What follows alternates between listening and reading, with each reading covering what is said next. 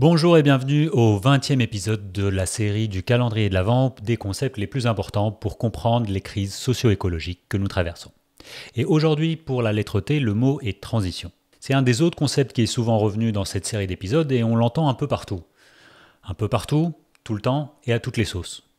On l'entend tellement qu'il est difficile d'y voir clair, de séparer les discours de greenwashing d'un côté et les études sérieuses qui indiquent qu'une transformation de la société pourrait exister.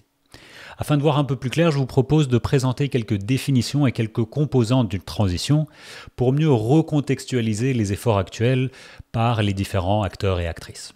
De manière simple, nous pouvons définir la transition comme le passage d'un état vers un autre. Peut-être un état stable vers un autre état stable. Ça, c'est assez facile d'imaginer quand on pense la transition de l'eau, par exemple, d'un état solide vers un état liquide ou gazeux.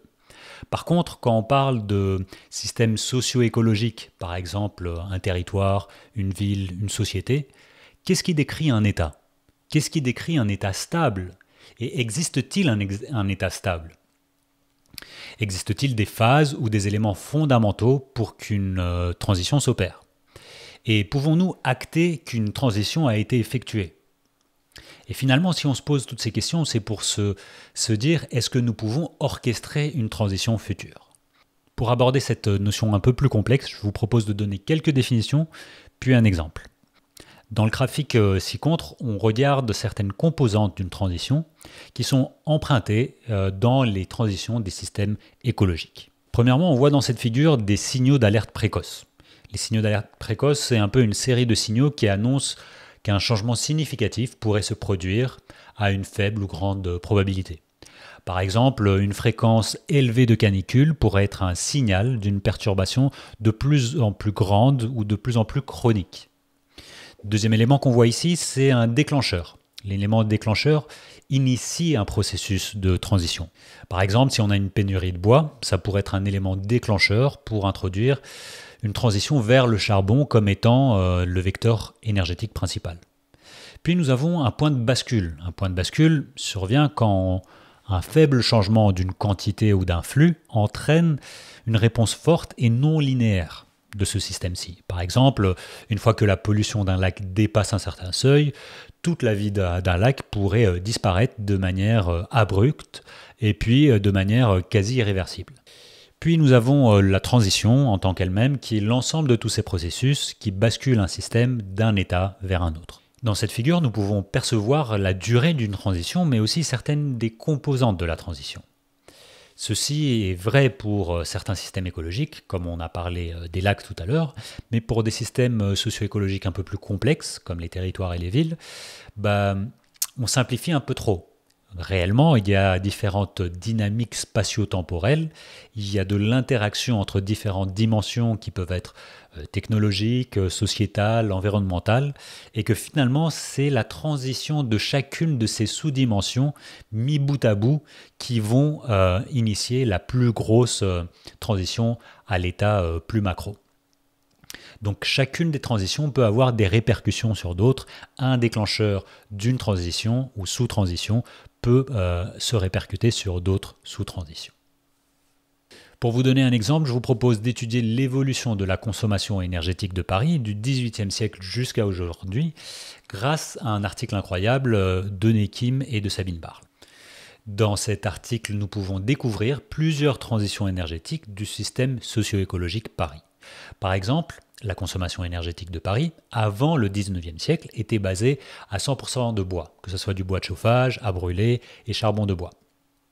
Il a fallu environ 50 ans pour que le charbon devienne le vecteur énergétique principal, qui dépasse le bois.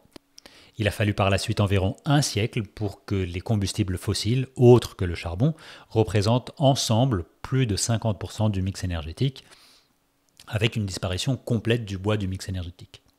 50 ans plus tard encore, l'électricité et la chaleur représentent plus de 50% du mix énergétique parisien. Dans cet exemple, on apprend plein de choses. Par exemple, on peut voir que dans cet exemple, une transition, c'est quand on passe d'un mix énergétique où on a un vecteur principal vers un autre. Passage de plus de 50% de bois vers plus de 50% de charbon. Plus de 50% de charbon vers plus de 50% d'énergie fossile.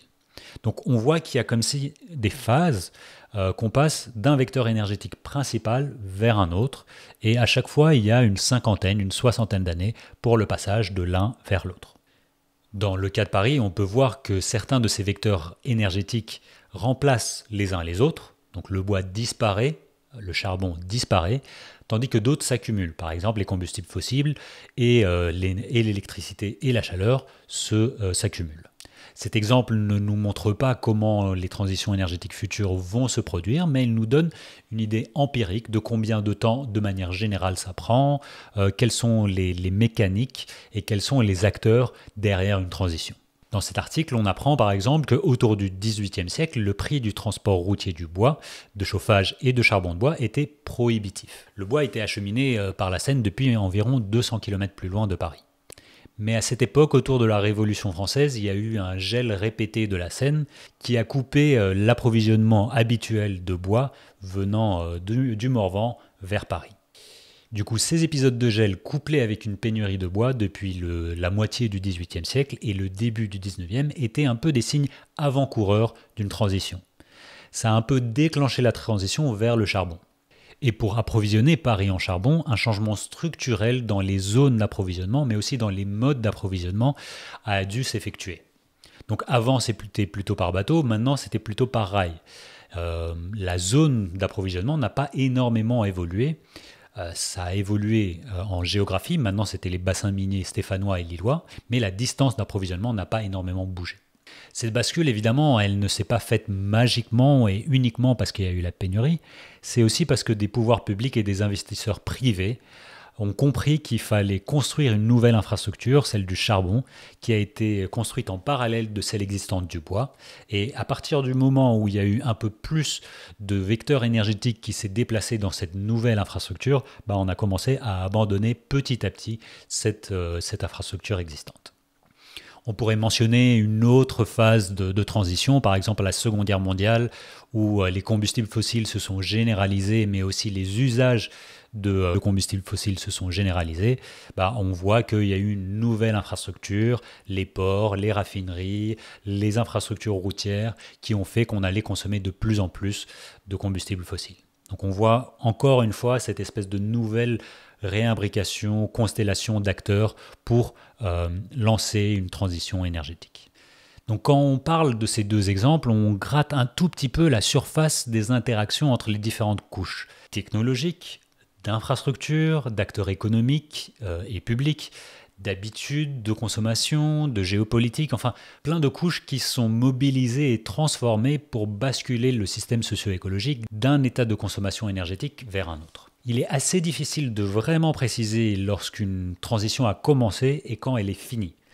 On peut regarder les graphiques et dire c'est à peu près cette période-ci, mais c'est vraiment après coup, a posteriori, qu'on peut regarder de manière rétrospective une transition. Et évidemment, ici, on a regardé le cas de Paris, le cas d'une ville à l'intérieur d'un pays, à l'intérieur du système mondial.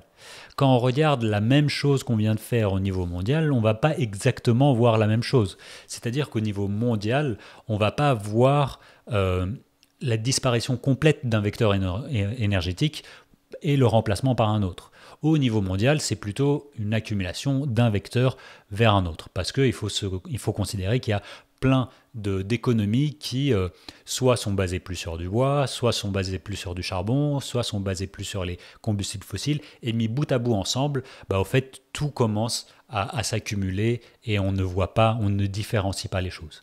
Mais chacun de ces vecteurs énergétiques a d'autres tendances de progression. Certains sont assez plats, le bois, la biomasse, peut-être que ça va même diminuer. Le charbon, le gaz naturel, les combustibles fossiles, on voit que ça monte. Et quand on regarde les énergies renouvelables, on voit une énorme installation d'énergie renouvelable qui s'est faite ces 10 ou 20 dernières années. Donc voilà, aujourd'hui on se trouve dans cette phase-ci où on ne sait pas exactement si les énergies renouvelables pourraient réellement faire basculer notre système, puisque en même temps on a le charbon qui continue à être consommé année après année plus que l'année d'avant.